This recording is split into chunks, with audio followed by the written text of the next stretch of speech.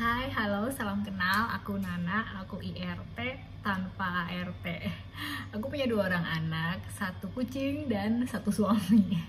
Jadi gini teman-teman, aku hari ini mau share pengalaman aku pertama kali join ke produk digital atau pertama kali menjalankan bisnis produk digital ini. Ya, kalau misalnya teman-teman sering denger tentang produk digital, semoga video ini nanti bisa membantu teman-teman sebagai petunjuk apakah kira-kira teman-teman nanti akan tertarik atau enggak gitu ya menjalankan bisnis produk digital ini gitu ya.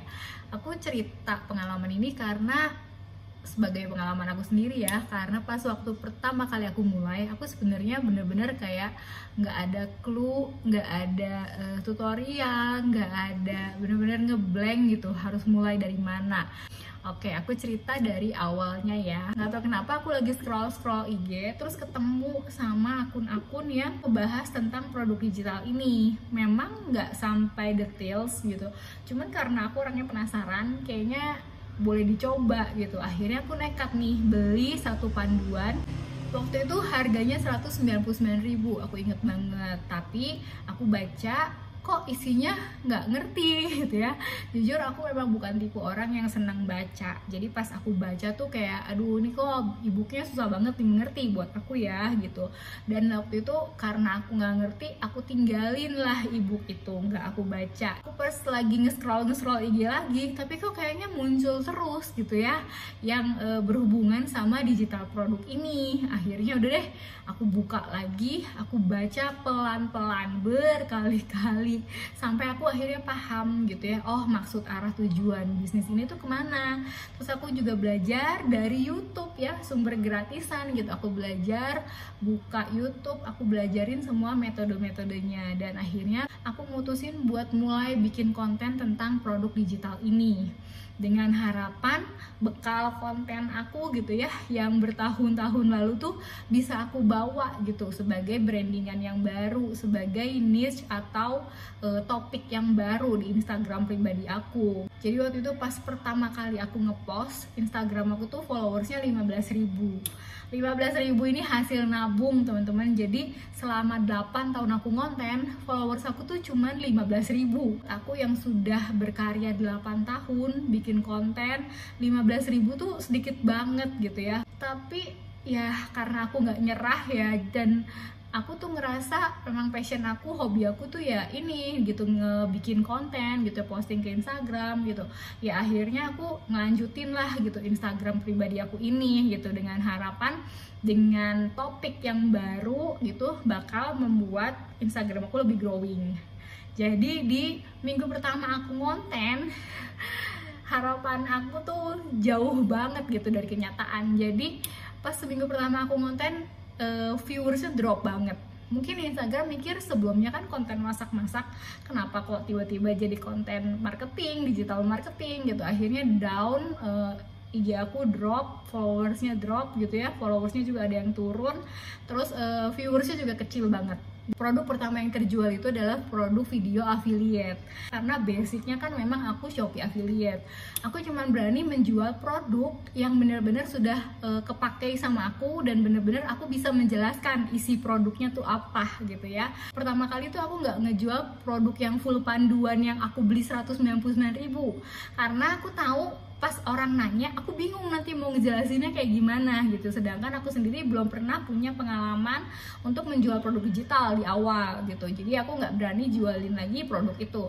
Yang aku promoin tuh cuman produk Shopee affiliate itu. Setelah aku punya penghasilan dari menjual video ini, akhirnya aku berani gitu ya buat ngomong gitu ke orang kalau ternyata tuh dari hobi gitu, dari skill konten kita gitu, atau dari pengalaman kita gitu ya, sebenarnya itu bisa menghasilkan loh gitu. Nah aku terus posting ke Instagram. Jadi memang aku cuman jualan waktu itu di Instagram. Postingnya kalau misalnya jualan atau promoin produk digital, aku biasanya postingnya ke IG story. Tapi di reels aku itu rata-rata aku cuman ngebahas gimana sih caranya bisa menghasilkan dari rumah gitu ya.